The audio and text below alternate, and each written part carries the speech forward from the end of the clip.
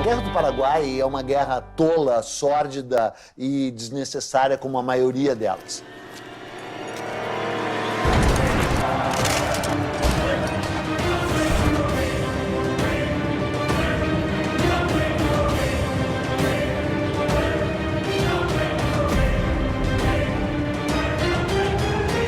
Uma guerra, a primeira vítima é a verdade. Porque a historiografia brasileira a respeito da Guerra do Paraguai era muito vagabunda, praticamente não existia. This is the most devastating war in post-colonial South American history. Aquilo foi um genocídio. Nós não tivemos o genocídio como intenção, mas nós tivemos o genocídio como efeito.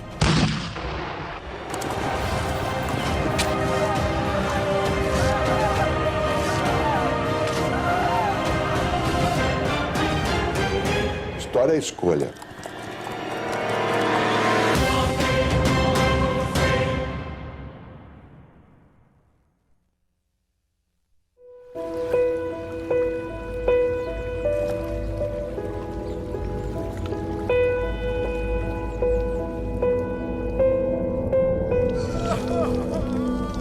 Depois de 40 anos independente de Portugal, o Brasil é um gigante. Rural, pobre, analfabeto e escravo.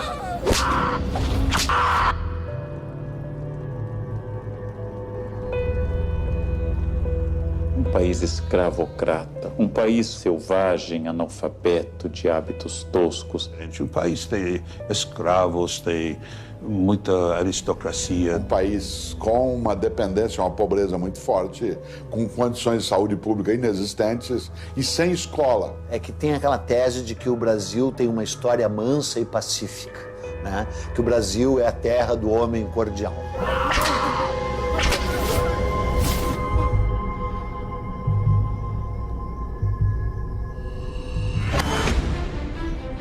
Em 1864, o Brasil é uma monarquia controlada por um homem de 38 anos, que está no trono desde os 14. Dom Pedro II.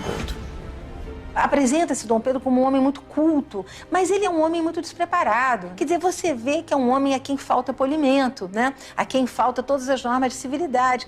É um caipirão brasileiro. Pedro é um homem que tinha ideais e projetos, mas de fato não tinha vocação de governo. O Brasil enfrenta uma grave crise econômica e o sul do país começa a trazer notícias preocupantes. O sul do Império Brasileiro faz fronteira com 3 repúblicas: Uruguai, Argentina e Paraguai. O Uruguai está em guerra civil. Brasil e Argentina se unem para colocar o uruguaio Venâncio Flores no poder, beneficiando os comerciantes de Buenos Aires e os fazendeiros gaúchos, só que bloqueando a saída do Paraguai para o mar. Dejaba prácticamente sin chances al Paraguay en el sentido de poder contactar con el mundo exterior, recibir aprovisionamiento, Which would simply straggle our exports. Com esse novo cenário, o Paraguai, para usar a Bacia do Prata, precisa negociar com as 2 maiores potências da região. Paraguay o estaba con Argentina contra Brasil o con Brasil en contra Argentina, pero nunca al mismo tiempo con las 2 potencias mayores de la región. O Paraguai é governado por um também jovem de 32 anos, Francisco Solano Lopes. Francisco Solano López estaba convencido de que tenía un destino muy importante, ¿verdad? Que en este caso era salvar a la patria de la deshonra. Era una persona con una inteligencia, con un talento literario considerable. Era una persona preparada para un cargo difícil. Mariscal López, and very proudly so, is my great-grandfather. Sem dúvida, ele era um sujeito inteligente, perspicaz, ambicioso. Era um homem muito controverso. E dentre os mitos da guerra, um deles é de que o Solano Lopes era um estadista com uma visão extraordinária de um grande Paraguai. A very highly educated person. Evidentemente que ele teve alguns méritos, mas acima de tudo ele era um ditador. E era um ditador eventualmente obcecado. López era una persona que no sabía nada de economía. Como Luis XIV, ¿verdad? L'état c'est moi. Había conocido la corte de Inglaterra, la corte de Napoleão III. O Solano Lopes era um grande louco da América do Sul. Ele tinha sonhos de ser um Napoleão. This was a leader who had a certain vision of Paraguay. He had a certain vision of his own wisdom and his own strength, which was quite divorced from reality. Mas tu quer me dizer que o cara ia criar um paraíso na Terra, o Solano Lopes? É uma piada, né? The war had one commander from the beginning to the end on the Paraguayan side. O Solano Lopes havia arregimentado as suas forças, dando-lhes a certeza de que lutavam pela liberdade, por uma causa justa e pela pátria. Então isso fazia com que eles fossem indômitos. He conducted the adventure as a military adventure. Nos últimos 10 anos, o Paraguai fez seu exército crescer de 10 mil homens para quase 100 mil combatentes. Construiu uma linha férrea, a primeira da América do Sul, para ligar a capital a um campo militar. E também a primeira linha de telégrafo para se comunicar com a sua principal proteção no Rio Paraguai, o Forte de Humaitá.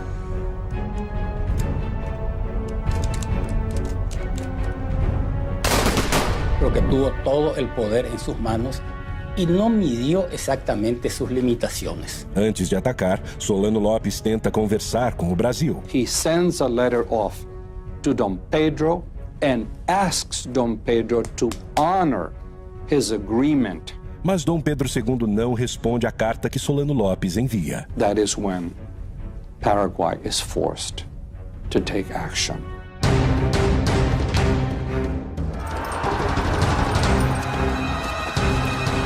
Pela primeira vez em sua história independente, o Brasil tem seu território invadido.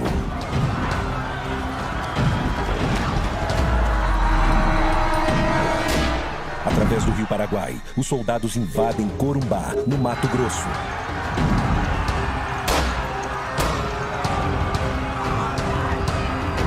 De hecho, los paraguayos cometieron abusos en territorio brasilero y argentino. O exército paraguaio avança, deixando um rastro de destruição por onde passa. Os generais levam junto as suas esposas, que aproveitam para saquear as casas no caminho. Os invasores paraguaios de Mato Grosso saquearam, levaram a população civil forçada para Assunção, porque o Mato Grosso estava indefeso. Você não tinha força do exército Mato Grosso.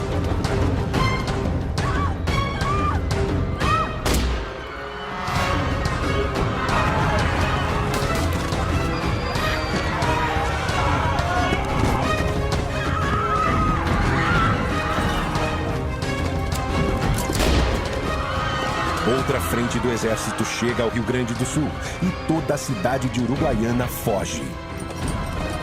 O Paraguai invade o Brasil, mas é só o começo. A partir de agora, metade de um continente vai entrar em guerra.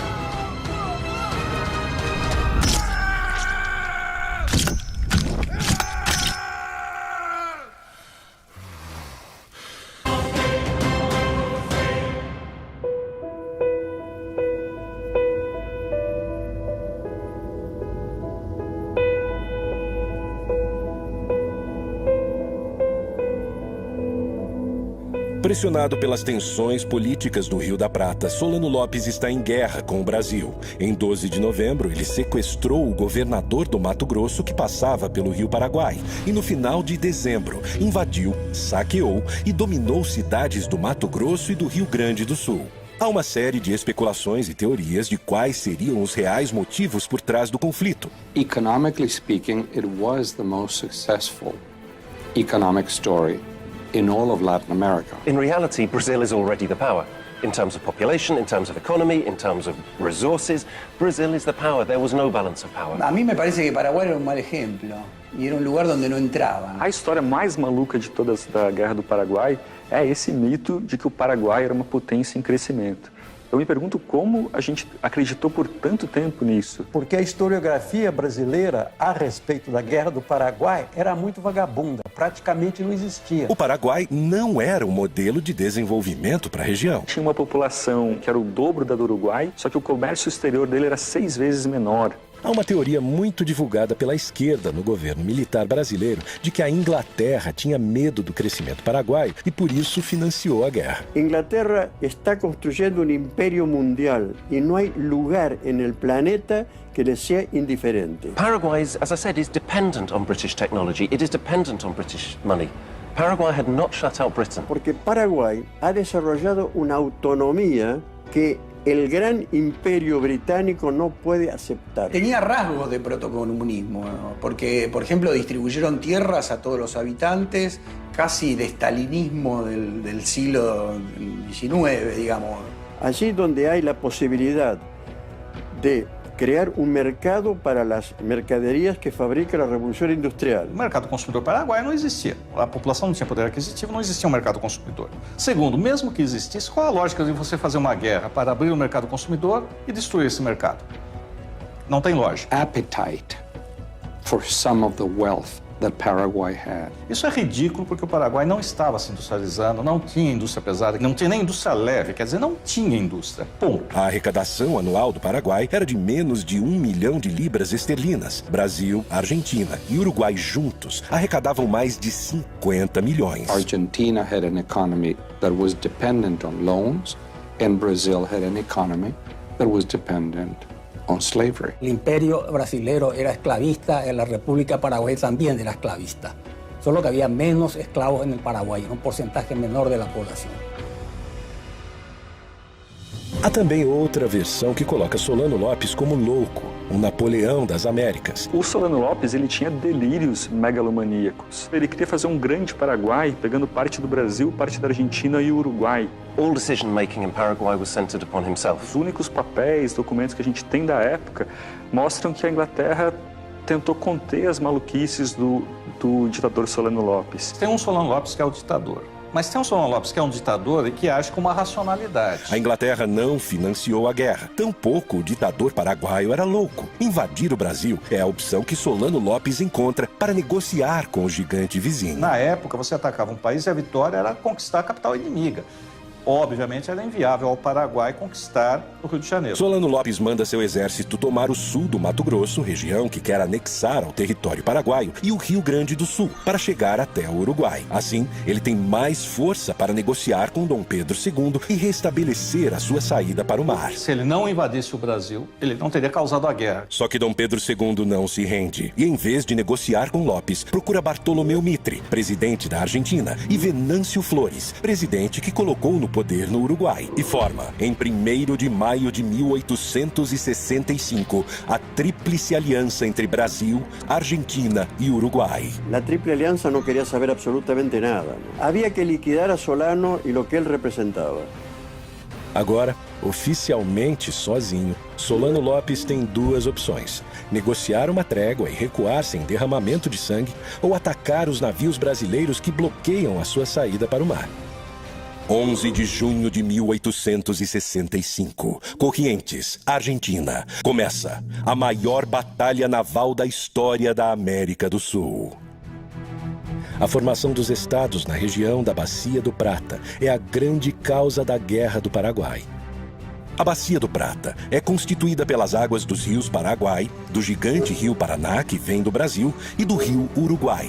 O grande problema de Solano Lopes nesse momento é que os navios brasileiros comandados pelo almirante Barroso bloqueiam sua saída para o mar, o que causará a morte econômica do Paraguai. Então o Paraguai vai ser um prisioneiro geopolítico do Porto de Buenos Aires, aliás, até avançado o século XX. A esquadra brasileira protege o Rio Paraná com 9 navios de guerra, totalizando 58 canhões e 2.000 homens. O Paraguai só tem um navio de guerra, mas improvisa e adapta outros 8 navios mercantes com bocas de fogo. Lopes conta ainda com 6 balsas chamadas de chatas. O formato dessas embarcações é uma vantagem, pois os canhões ficam no mesmo nível do rio e fora do alcance da artilharia brasileira. Foi mesmo um jogo de xadrez aquático ali, que o Paraguai fez a aposta errada e foi uma guinada nos rumos da guerra, né?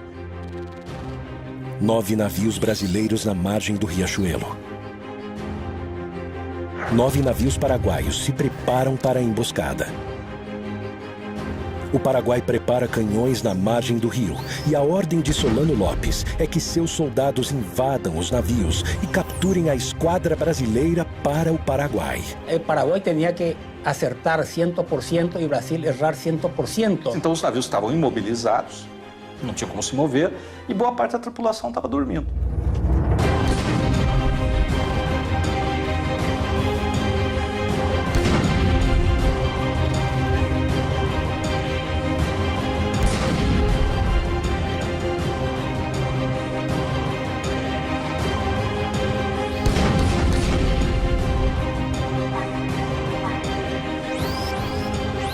No ataque surpresa, o Paraguai leva vantagem no início da batalha, mas uma decisão do almirante Barroso vira o jogo para o Brasil. Inspirado pelo Ariete, uma antiga máquina de guerra usada para romper muralhas e fortalezas, Barroso aproveita as embarcações brasileiras revestidas de aço para estraçalhar a esquadra inimiga. Ele parte para cima dos vapores paraguaios e muda o rumo da batalha.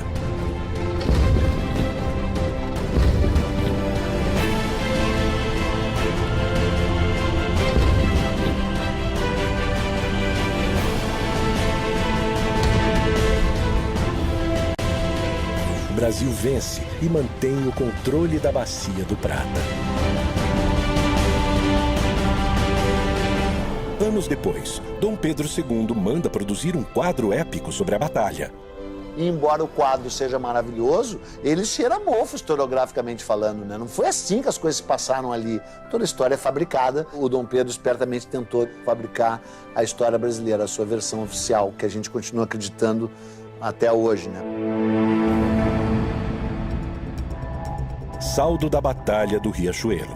O Paraguai tem 4 navios e 6 chatas afundadas e cerca de 300 mortos em combate.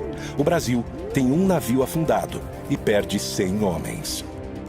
Os aliados mantêm o controle na Bacia do Prata e Solano está acuado em seu território. Solano começa a perder o controle da situação. A Tríplice Aliança se fortalece. O Paraguai invadiu e saqueou cidades brasileiras. E Dom Pedro II vai pessoalmente à Uruguaiana. Nadie, y mucho menos Pedro II, admitía de que la paz se hiciera sin una humillación afrentosa hacia López. Solano Lopes, que agiu traiçoeiramente, ainda vai ser premiado ficando no poder depois de tudo. Não há mais volta. Dom Pedro II quer vingança.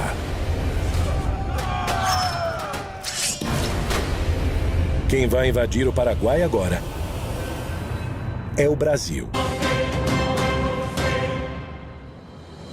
Para completar o exército brasileiro, Dom Pedro II cria a campanha Voluntários da Pátria, homens que se alistam para lutar no Paraguai. Então, além de tudo, é uma guerra lutada por ex-escravos, escravos libertos, indígenas e voluntários da pátria, né? Porque voluntários da pátria é uma piada sensacional, né? O próprio imperador se nomeia voluntário da pátria número 1. Mas todos esperavam que fosse uma guerra como tinha sido sempre, né? Durava alguns meses e aí acabava. Quando a guerra se estendeu, as condições difíceis, não tinha perspectiva de fim. Então aí realmente a resistência à guerra foi muito grande. E esses soldados iam sem nenhuma preparação. Iam para a guerra assim como bucha de canhão, porque eram muitos, podiam morrer. Quem quer ir a uma guerra que não significa nada, que nunca escuchó hablar de algo que se llama Paraguay, hay que colocarse en la mentalidad del pueblo de aquella época. Es lo que se llamaba, en castellano se llama carne de cañón.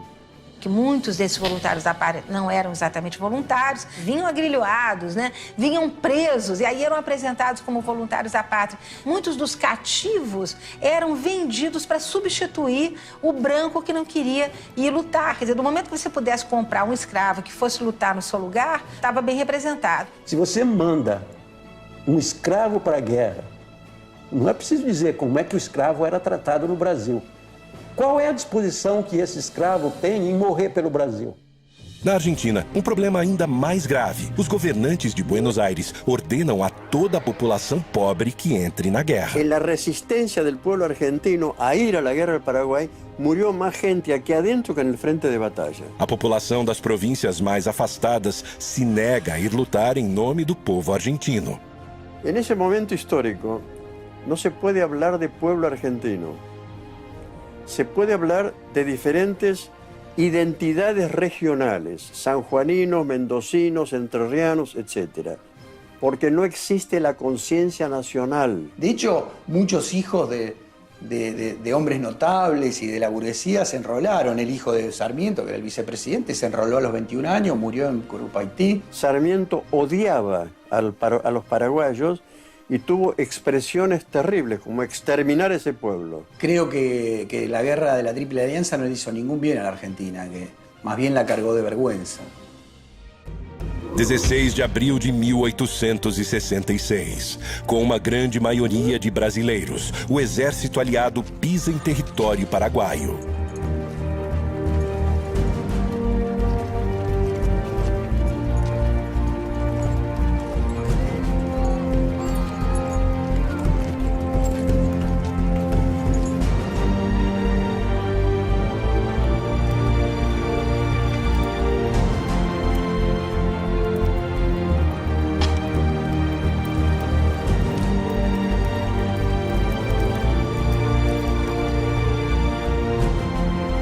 O Brasil, sem sofrer resistência, monta seu acampamento militar.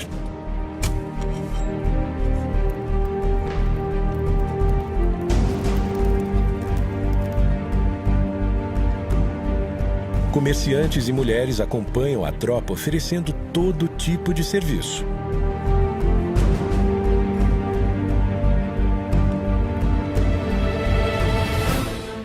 Mas o Paraguai não se rende e quer expulsar os invasores.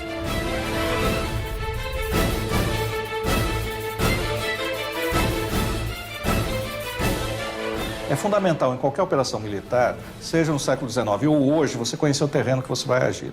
E não se conhecer o terreno. O acampamento militar fica na entrada do país, a 300 quilômetros da capital, Assunção, com uma imensidão desconhecida e pantanosa pela frente. Mas não se tinha um mapa do interior do Paraguai devido ao isolamento paraguaio. Ninguém conhecia o que era o interior do Paraguai, só se conhecia Assunção. E é nesse momento que o Paraguai começa a montar sua emboscada. Está almoçando ali com os chefes o general Osório. A tropa que está mais na frente começa a debandar, começa a correr para trás para conseguir algum apoio e aí tem a matança. –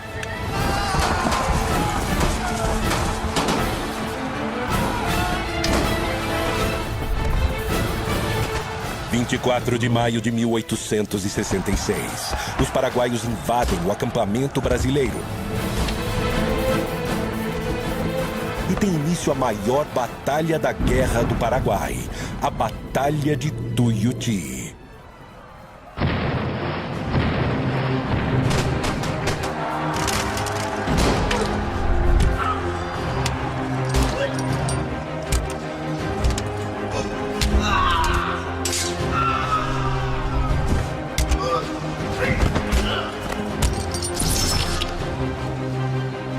Com o ataque surpresa, o Paraguai leva vantagem no início do confronto.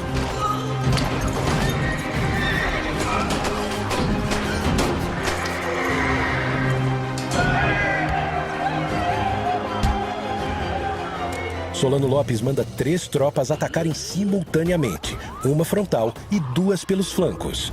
E o Osório, que tinha essa capacidade de liderança, era muito admirado pela tropa. Ele está sobre um cavalo em meio a nuvens de fumaça, em meio a barulho de explosões, a gritos, a gente morrendo. Ele consegue mobilizar, mandar um batalhão para cá, outro batalhão para lá, com a visão militar, ou seja, esse batalhão vai e vai ser sacrificado.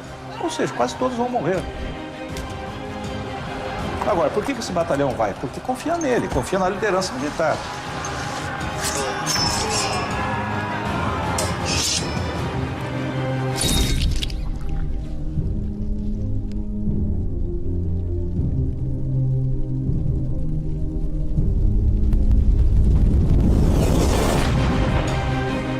Então ele consegue distribuir e consegue reverter a guerra. O centro da resistência aliada vai ser os canhões da artilharia que estão colocados um pouco à frente do quartel-general.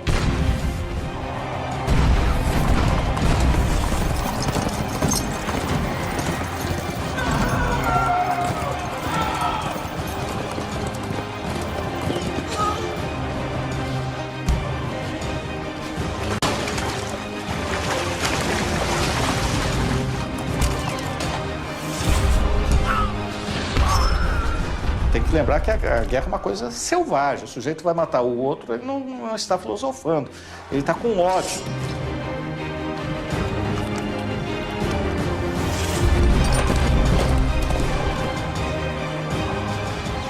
mas ali morrendo no charco, morrendo no pântano, chafurdando, literalmente chafurdando, estavam povos e etnias que não tinham nada a ver com aquilo diretamente.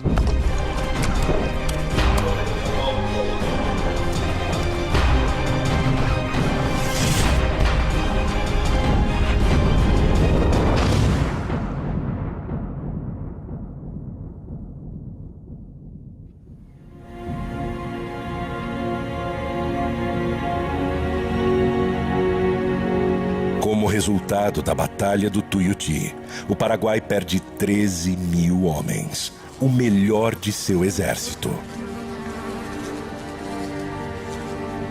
Os aliados, juntos, perderam 4 mil homens. Mas não há motivos para comemorar.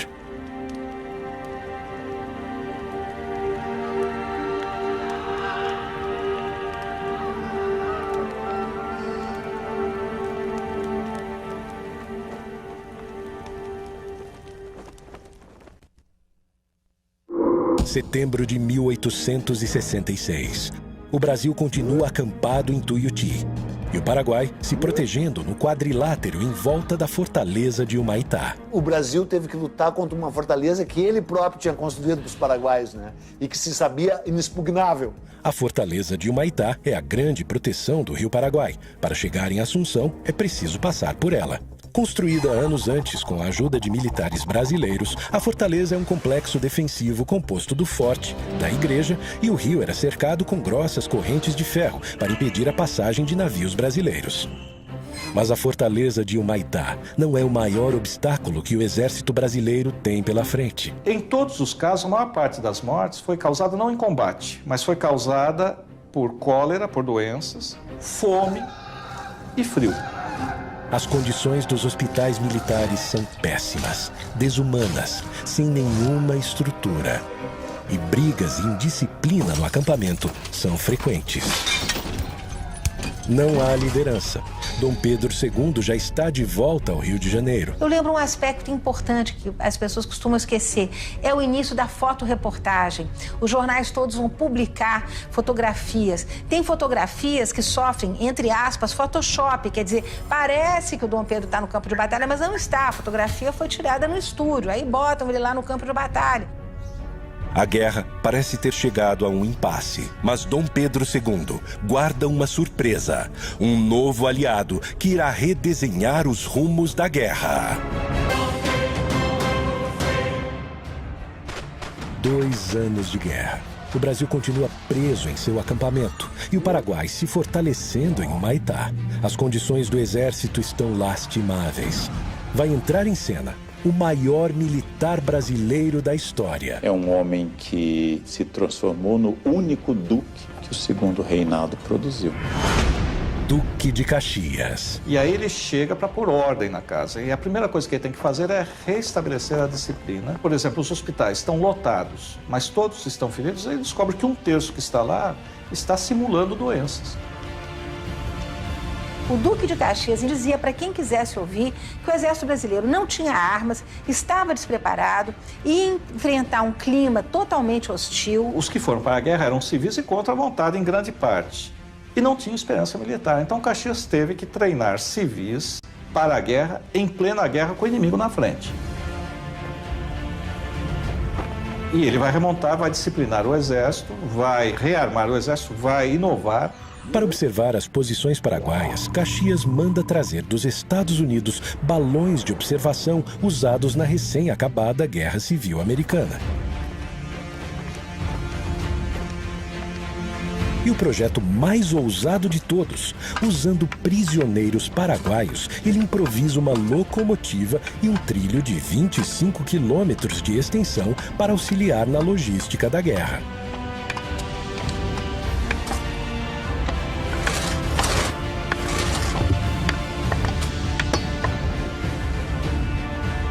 Vai começar a série de batalhas conhecida no Brasil como Dezembrada e no Paraguai como Dezembro Negro. Caxias precisa tomar Assunção e para isso conta com 20 mil brasileiros e 5 mil argentinos. O Paraguai protege a capital com 5 mil homens.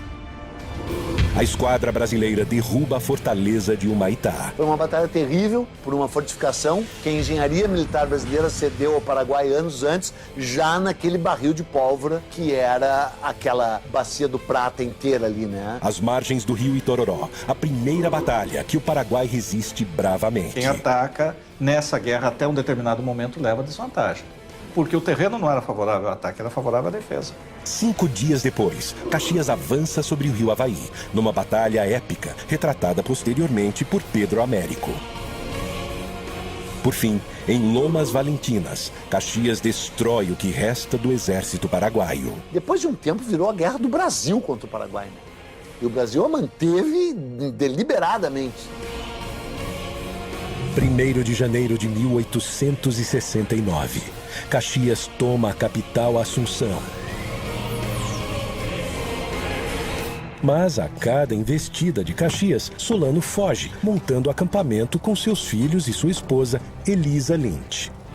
A irlandesa Elisa Lynch é a primeira dama do Paraguai. Ela acompanha Solano Lopes em quase todos os momentos da guerra. Ajuda com suas habilidades de enfermagem, mas não abre mão do seu luxo, nem nos acampamentos militares. Se conhecia o arte do buen vivir, a frivolidade, as expressões estético-culturais, etc. Solano a conheceu 10 anos antes da guerra, na agitada vida noturna de Paris.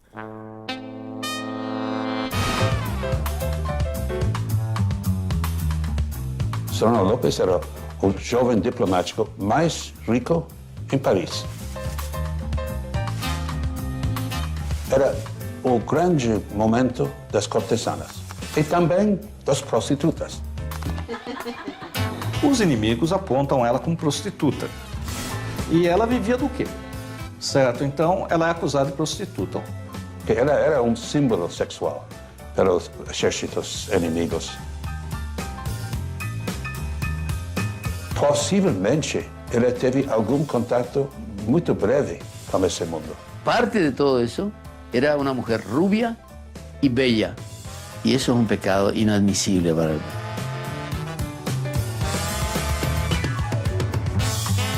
Até onde a gente sabe, Solano Lopes não teve uma relação de fidelidade com ela, não foi uma relação de monogamia.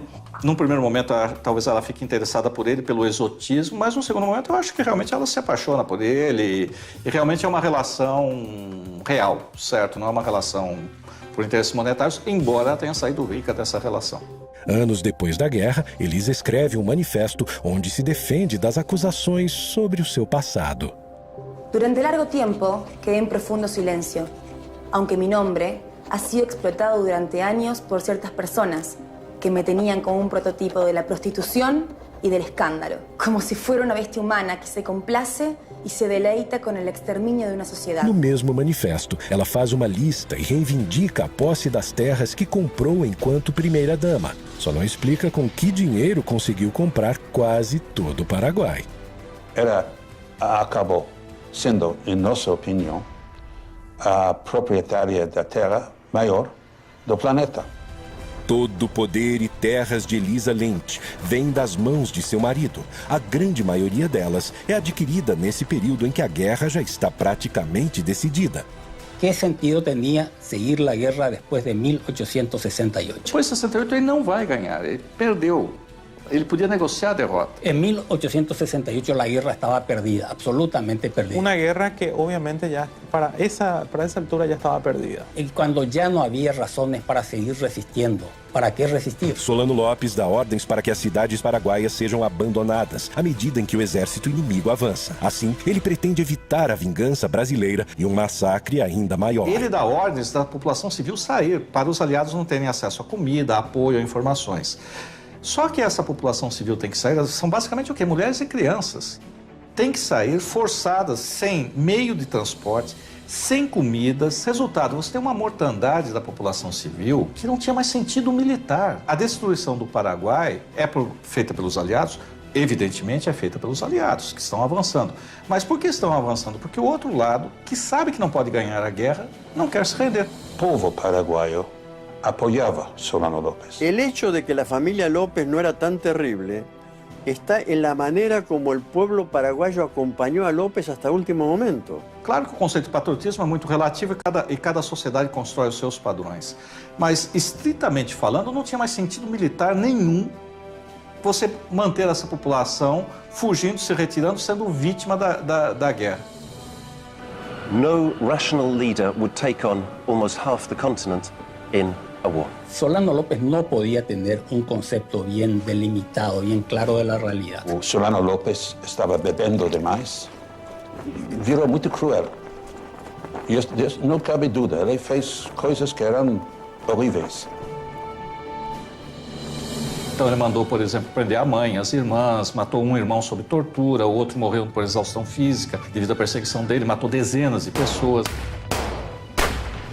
É a onipotência, a arrogância e o desprezo pela vida das pessoas que estão subordinadas a eles. E eu acho que nesse sentido Solano Lopes é igual a Stalin, que é igual a Hitler.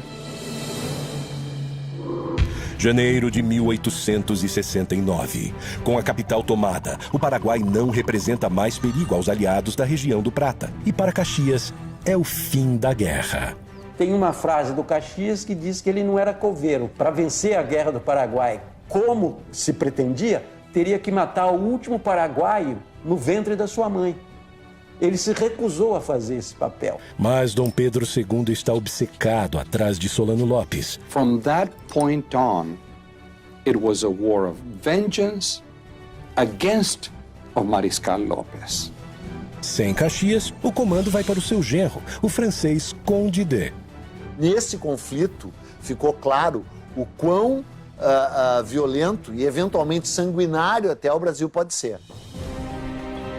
Enquanto continua sua fuga, Solano Lopes usa o que sobrou da população para retardar o avanço brasileiro. Cumprindo ordens de Solano, o general Cabaleiro comanda crianças para lutar com o exército inimigo. Teve um grau de crueldade e violência do exército brasileiro, né, desmedido.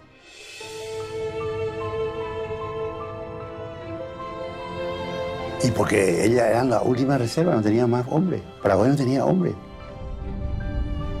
Fanatismo de resistência paraguaio, né? Manda crianças para lutar contra o exército e de como esse exército aceita a luta e mata essas crianças.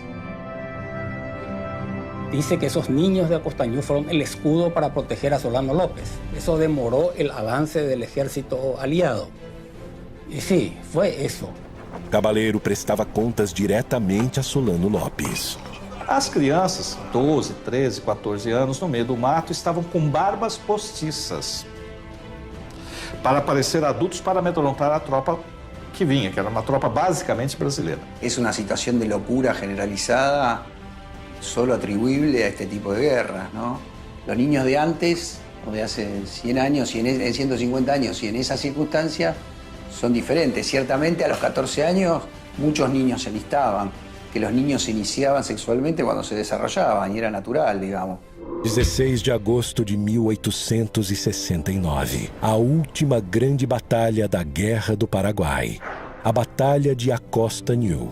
4.000 homens do exército brasileiro massacraram cerca de 200 mulheres e crianças. Então, quando a tropa chega em cima, é uma tropa que está lutando há 4 anos e meio.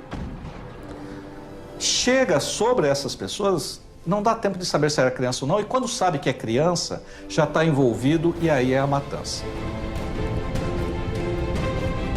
En la guerra se aplicó una crueldad inútil para niños indefensos y además de indefensos, absolutamente desnutridos, casi en estado de inanición. Quem envia crianças para uma guerra contra soldados profissionais, o que pode ocorrer? Agora, no momento em que ele está ali, ou a tropa de infantaria chega e olha e vê uma criança que não tem condições de erguer um rifle, também não deveria atirar. O Solano colocou crianças na linha de frente para retardar o avanço brasileiro. O Conde D avançou sobre crianças, matou mulheres, matou velhos. En realidad los niños no fueron a la guerra vino hasta los niños.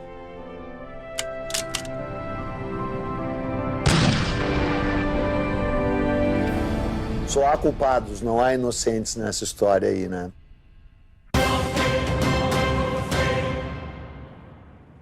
O Brasil queria garantir a sua navegação nos rios do Prata. E o Paraguai também. Essa região sempre foi uma região conflagrada. O Solano Lopes desempenhou o papel do fósforo aceso no barril de pólvora. Solano Lopes invadiu e saqueou cidades brasileiras. Dom Pedro II quis se vingar. Dom Pedro, como se dizia na época, era uma luva de veludo escondendo uma mão de ferro. Batalhas nos rios, no pântano, contra todo tipo de adversário. E agora, o Paraguai está devastado. En una matanza absolutamente inútil que diezmó al pueblo paraguayo absolutamente. Os números mais fiéis indicam que o Paraguai tinha uma população em torno de 500 mil pessoas antes da guerra. Doenças e combates foram responsáveis por mais de 300 mil mortes, 60% da população. Do lado brasileiro, com uma população de 9 milhões de pessoas, morreram cerca de 75 mil brasileiros, menos de 1% da população. Toda a força dos países aliados destruiu o pouco que esse país agrário tinha. O nosso exército cometeu aquilo que eu chamei de genocídio. Tecnicamente pode até não ser, mas na prática, no sentimento que a gente tem e nos números da mortandade provocada, aquilo foi um genocídio. Olha, genocídio é forte demais, né? Embora se assemelhe a isso, né? Genocídio é uma coisa, massacre é outra. Fue realmente una catástrofe demográfica. Estamos hablando de 300.000 personas, ¿verdad? 3 de cada 5 paraguayos murió a lo largo de 6 años. Quer dizer, o Paraguai é o maior perdedor, sem dúvida nenhuma. História é escolha. Chamar de genocídio dependerá do momento. Usá-lo com propriedade, no meu entender, em relação à Guerra do Paraguai, de onde foi a intenção, jamais. Onde nós chegamos, sem dúvida. Para a conquista ser completa, Dom Pedro II ainda precisa encontrar Solano Lopes. Mas sua busca está próxima do fim. 1º de março de 1870. Acampamento de Cerro Corá, norte do Paraguai. Porque a ordem que o imperador tinha dado e o objetivo da guerra não era matar Solano Lopes, era retirá-lo do poder. In a very macabre scenario on the battlefield of Cerro Corá.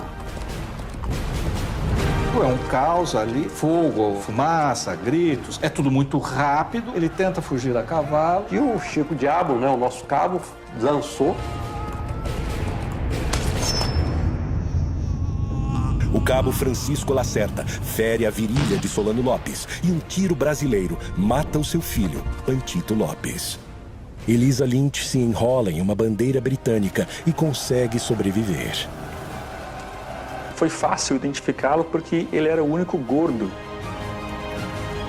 São os últimos momentos de Solano Lopes. E aí, segundo a descrição do general Câmara, Solano Lopes está no riacho, ele dá ordem para que ele se renda. Solano Lopes pega a espada e diz que não se entrega e morre com a sua pátria. Ele é um soldado, quando viu Solano Lopes erguer a espada, deu um tiro. Ele já estava mortalmente ferido, mas o tiro vai levá-lo à morte.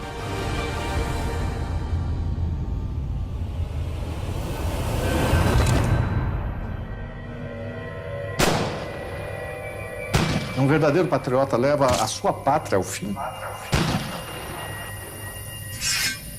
Faltava perguntar se a pátria queria morrer com ele. E chega ao fim a Guerra do Paraguai. General Câmara leva a honra de capturar o ditador. Também leva a irmã de Solano Lopes e tem com ela uma filha.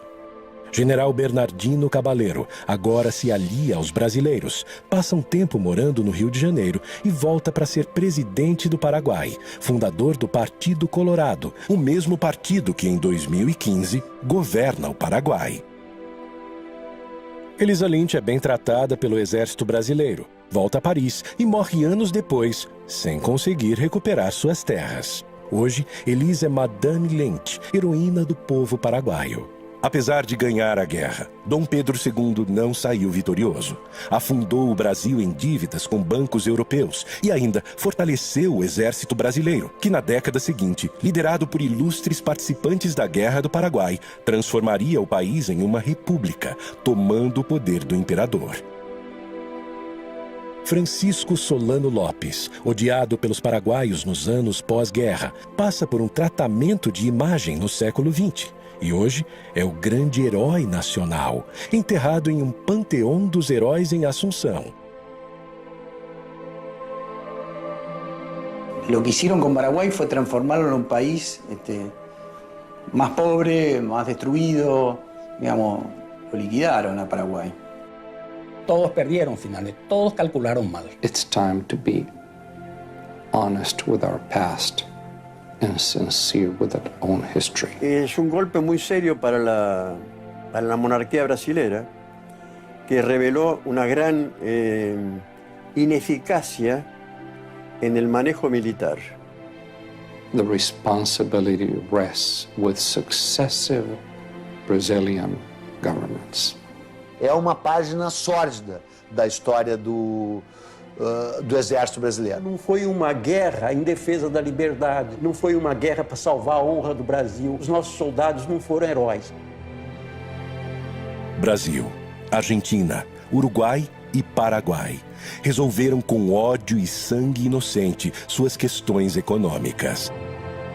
Será que o tempo foi capaz de apagar todas as marcas?